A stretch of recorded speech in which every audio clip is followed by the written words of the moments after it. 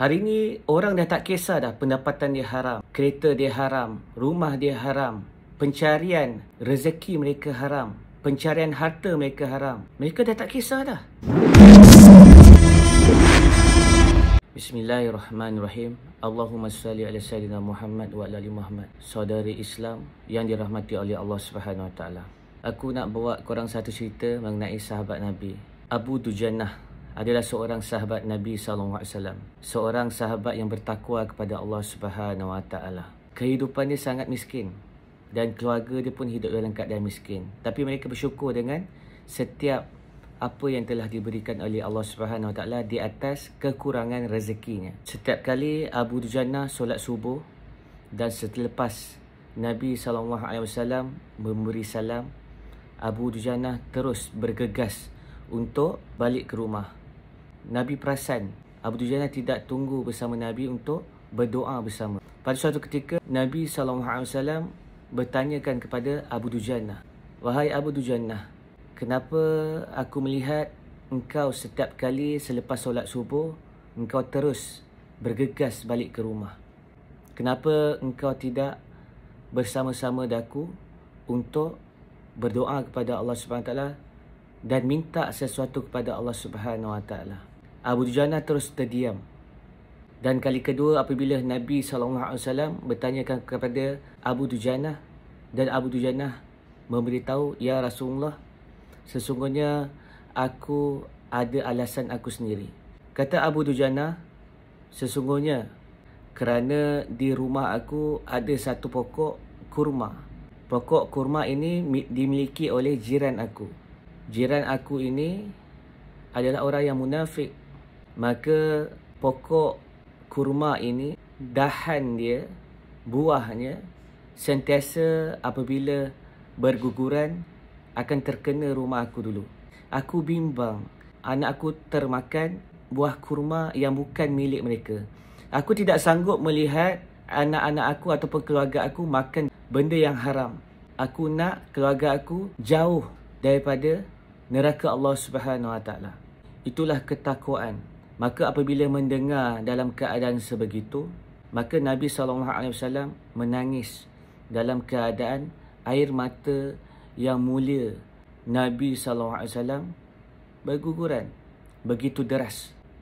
Selain daripada cerita Abu Dujannah, seperti mana Saidina Abu Bakar radhiyallahu anhu. Di suatu ketika Saidina Abu Bakar, apabila hamba dia memberikan sesuatu makanan, maka Saidina Abu Bakar terus memakan makanan itu tanpa bertanya apa-apa.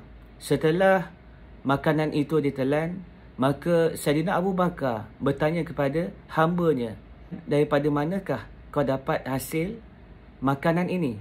Kata hambanya, "Aku mendapatkannya daripada kepura-puraan aku ketika aku menjadi dukun ataupun menjadi bomoh." Saidina Abu Bakar terus memuntahkan makanan itu. Cuba kita perhatikan begitu bertakwanya Saidina Abu Bakar radhiyallahu anhu sehingga dia sanggup bertanya, "Dari manakah hasil yang kau dapat daripada makanan ini?" Hari ini kita tidak kisah dengan apa saja. Walaupun kita dah tahu orang tu buat satu perbuatan yang haram, pendapatan dia haram. Kita dah tahu mereka ke arah situ, tapi disebabkan hawa nafsu, kita sanggup. Disebabkan kesenangan, disebabkan keuntungan, kita sanggup mengedepikan akhirat kita. Kita sanggup untuk gadaikan ketakwaan kita kepada Allah Subhanahu Wa Taala.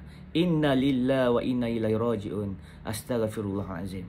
Inilah tahap ketakwaan sahabat-sahabat Nabi SAW. Selain daripada cerita itu pula, meminum air susu yang bukan daripada pendapatan yang halalan thayyibah. Maka Saidina Umar juga memuntahkan balik susu itu. Apatah lagi Nabi SAW, apabila Nabi SAW bangun daripada tidurnya dan Nabi SAW ternampak ada sebiji tamar di bawah bantal baginda dan baginda terus makan. Pada malamnya Nabi SAW sukar untuk tidur. Kata Sayyidatina Aisyah, "Ya Rasulullah, kenapa engkau tidak boleh tidur?" Kata Nabi SAW, "Tadi aku makan satu biji tamar di bawah bantal aku dan aku memakannya. Jadi disebabkan dalam keadaan di rumah ini adanya tamar-tamar sedekah, maka aku bimbang itu adalah tamar yang disedekahkan. Maka Nabi SAW terus memuntahkan tamar itu. Itulah tauladan yang perlu kita ambil daripada Nabi SAW dan juga para sahabat dia. Ketakwaan mereka kepada Allah SWT. Cinta mereka kepada Rasulullah SAW. Cinta mereka kepada Allah SWT. Takutnya mereka kepada Allah SWT. Sehingga kan mereka menjaga setiap apa yang dimasukkan ke dalam tubuh badan mereka. Disebabkan mereka takutkan akhirat. Disebabkan mereka takutkan neraka Allah SWT. Maka dengan sifat takwa, sifat berhati-hati mereka, patutnya kita menjadikan tauladan dan kita menjadikan contoh untuk kita teruskan kehidupan kita di akhir zaman ini. Tapi tuan-tuan yang dimuliakan oleh Allah SWT, pada akhir zaman ini, sifat-sifat ini sudah terhakis. Sifat-sifat ini sudah tiada. Mungkin ada, tapi mungkin beberapa persen saja manusia di atas muka bumi ini yang beragama Islam, yang ada iman di dalam dadanya, yang bersifat sedemikian. Hari ini mereka tidak kisah dengan pendapatan mereka yang haram. Hari ini mereka tidak kisah dengan cara pemilikan harta mereka yang haram. Mereka beli kereta secara haram. Mereka beli rumah secara haram. Pendapatan mereka secara haram. Mereka memberikan anak-anak mereka, isteri-isteri mereka, makanan-makanan yang haram. Pendapatan hasil sumber pendapatan yang haram. Disebabkan hawa nafsu, hari ini mereka sanggup mengedepikan akhirat mereka. Hari ini mereka sanggup menjual dan menggadaikan akhirat mereka semata-mata keinginan hawa nafsu mereka untuk dilunaskan di atas muka bumi ini. Jadi aku nak bagi tahu kepada korang, kita sepatutnya mencontohi Nabi SAW dan juga para sahabat. Hari ini kehidupan kita, kita dah tak kisah dengan mana dapatnya hasil pendapatan kita.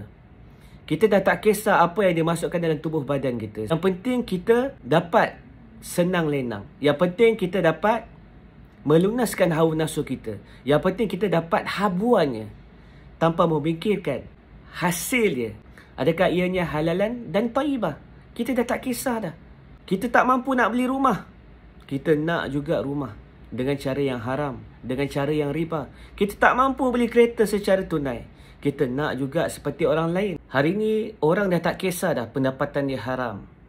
Kereta dia haram, rumah dia haram, pencarian rezeki mereka haram, pencarian harta mereka haram. Mereka dah tak kisah dah. Apa yang penting mereka dapat melunaskan hawa nafsu mereka walaupun mereka tidak mampu untuk membeli sesuatu secara cash. Kereta mereka riba, rumah mereka riba, perabot mereka riba. Apa sajanya riba. Mereka dah tak kisah dah. Yang penting mereka dapat menempiaskan hawa nafsu mereka di atas muka bumi ini. Mereka sanggup menggadaikan akhirat mereka semata-mata untuk mereka bersenang lenang tipu daya dunia hari ini. Jadi tuan-tuan, aku buat video ni supaya apa hari ni? Kita sedar yang kita ni diciptakan untuk akhirat, bukannya untuk dunia. Dunia ini adalah tempat ujian. Apa salahnya kita menahan diri? Apa salahnya kita miskin? Yang penting kita tidak ada hutang. Yang penting kita tidak berhutang riba. Sebab apa? Di akhirat nanti lebih susah, lebih sukar. Jadi tuan-tuan, mari kita renung-renungkan apa yang telah kita rosakkan diri kita sehingga kan kita sanggup Allah Subhanahu Wa Taala berperang dengan kita. Nabi SAW berpaling muka baginda kepada kita. Tidakkah kita sedar ini hanyalah satu tipu daya di dunia ini? Kita tidak mampu buat cara tidak mampu. Hidup bersederhana saja. Banyak lagi solusi-solusi yang lain yang boleh kita buat. Seperti kita menyewa rumah. Seperti kita menyewa kereta.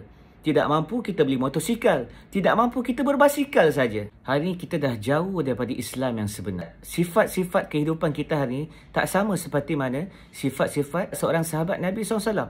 Hari ini kita dah jauh terpesong. Kita tidak menahan diri. Kita tidak mengangkat rukun Islam, rukun iman. Satu prinsip untuk kita menahan diri. Kita biarkan hawa nafsu kita ini menempiaskan keinginan kita. Islam ini adalah agama menahan diri. Bukannya untuk menempiaskan hawa nafsu. Apabila kita tidak dapat menahan diri, maka pelbagai bencana, pelbagai maksiat yang akan kita buat.